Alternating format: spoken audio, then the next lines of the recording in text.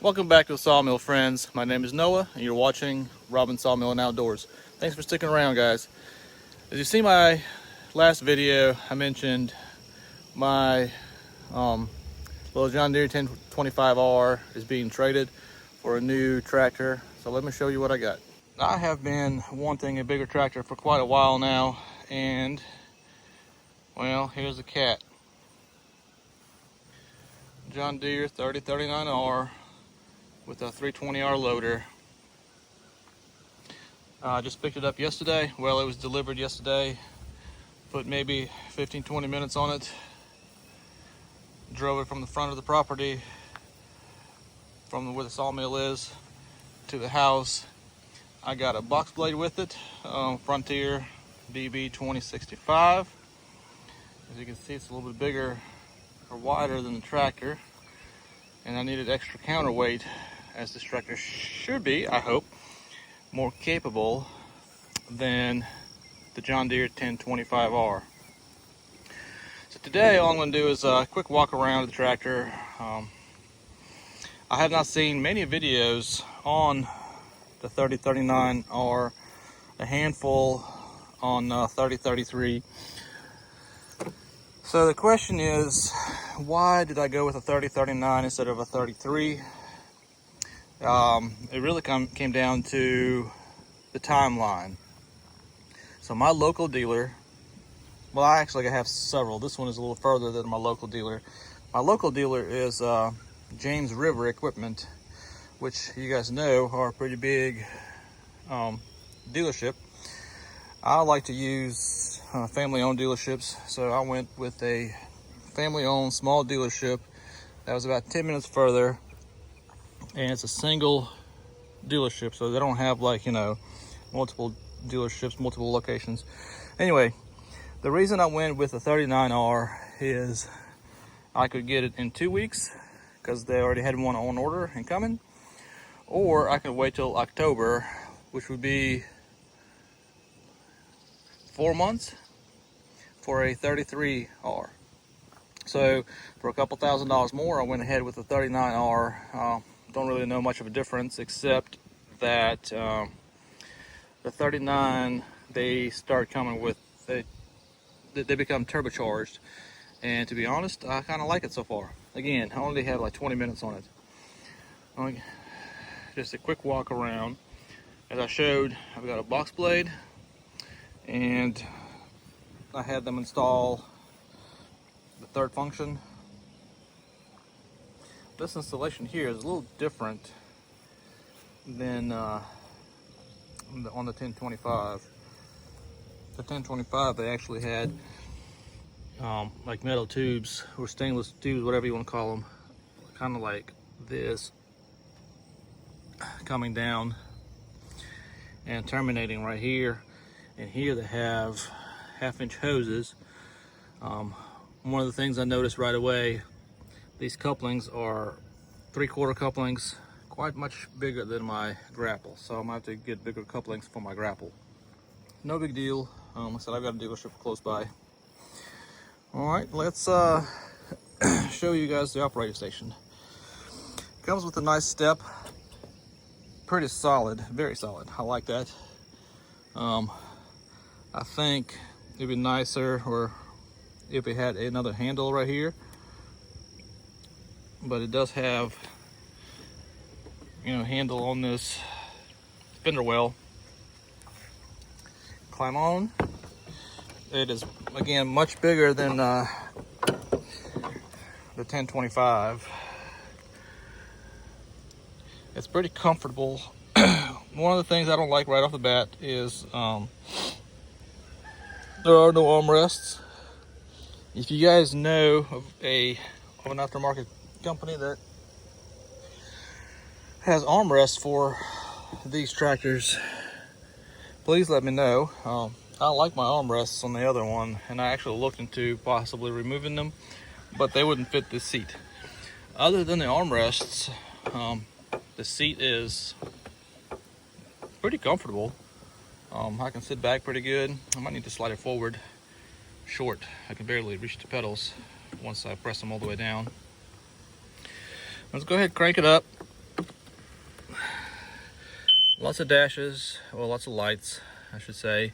Fuel gauge is right up here instead of on your fuel tank. Your temperature, and of course it has all kinds of other things. All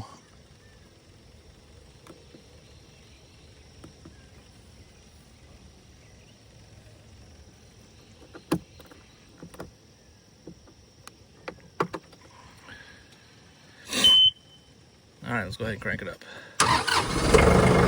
It's much quieter than 1025, to be honest. This is pretty ergonomic.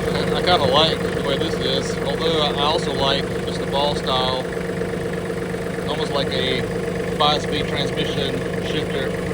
Lots of play, but it is not cable. I'm pretty sure it's all electronic. So I wanted to move the bucket in just to see something here just a little bit. All right. I said a very quiet telescoping wheel. I like that. It's one of the biggest reasons, well, not the biggest reason, one of the reasons I went with an R series is a telescoping wheel. Right off the bat, well, another thing I don't like is fuel fill right here on top. So I'm gonna have to get me a little pump so I don't spill it everywhere, because I can already see I either put my can on here and break this. So it'll be something to think about.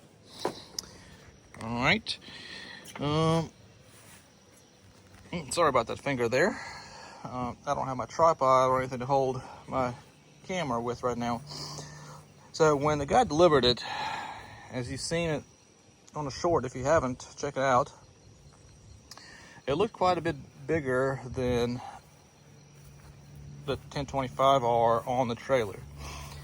And I have a 7x14 dump trailer, and I want to be able to take this out to jobs, mainly when I have to go and get the logs. So I'm going to tape measure and see how long this tractor actually is with the box blade. Obviously you need a counterweight picking up logs. So I'm just going to hook it on to the back of the box blade. It's actually nice to be able to measure this just like that. So I want to say it's 13 foot 9 inches or 8 inches. Looks like I can fit, that's where the pins are. That's 13 foot 3 inches. So it looks like if I take the front end attachment, whether it'd be a bucket or forks or a grapple, and pick up my frame fork loader and put it over top of this and close to the end, I can fit it lengthwise. Widthwise, well, this box blade is it should be 65 inches. Let's see.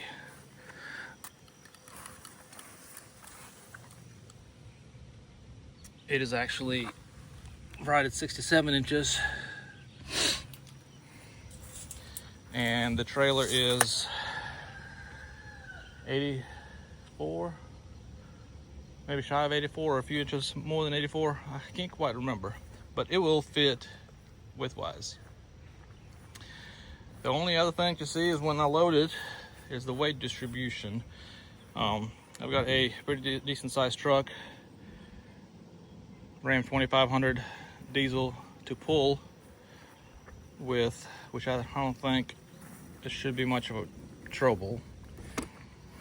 All right, so this is just a quick walk around. I have not got to use it yet much, so I don't know the capabilities. I'm still getting used to it. I do want to show one thing. one thing before I end this video. Let me crank it back up.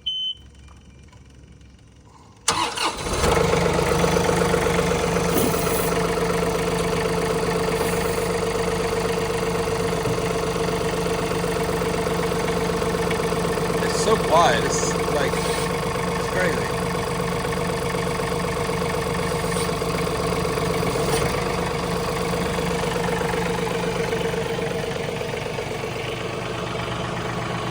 That's what, 8 foot? That is going to be great for loading the dump trailer with firewood.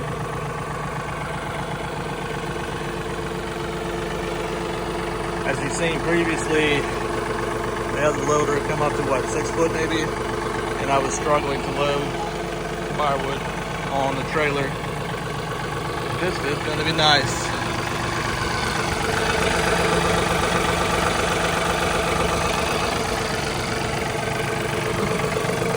Again, 3039R. Brand new. Came from Phillips Equipment in Rustburg, Virginia. If you're in the area, talk to Daniel Phillips, one of the owners. They will hook you guys up. Again, I am not sponsored by anybody, certainly not by John Deere. Paid for this out of pocket. Traded my 1025R because I need to be able to do a little more work, I reckon. All right, this is just a quick walk around. Oh yeah, hydraulics for the third function are all in the back. It's a little different, so I wonder how all that works. I guess I'll figure it out eventually. Anyway, guys, thanks for watching. Time for me to get back to work while it is cool. It's morning, and it's supposed to get pretty hot. Thanks for watching, guys, and please subscribe if you haven't. Ask any questions you can, and I will be more than happy to answer them. And once again, I want to thank you guys. We are at just a little over 500 subscribers. It was a pretty big milestone for me. I have not been pushing out videos as much as I've been wanting to. You know, busy with work life, small kids, and try to do some work around the house. But I'm trying. I will get better once the kids grow a little bit to where they're not so dependent. And I hope I'm bringing you guys the content that you're looking to see or wanting to see. Let me know if anything else you want to see. Again, my name is Noah. This is Robin's Sawmill and Outdoors. I will produce pretty much any kind of outdoor videos, sometimes little farm videos, and some sawmilling videos, firewood and whatnot. Thanks for watching. Please subscribe if you haven't. Ring that bell and comment. I'll be more than happy to answer your questions. Thanks for watching. I'll see you on the next.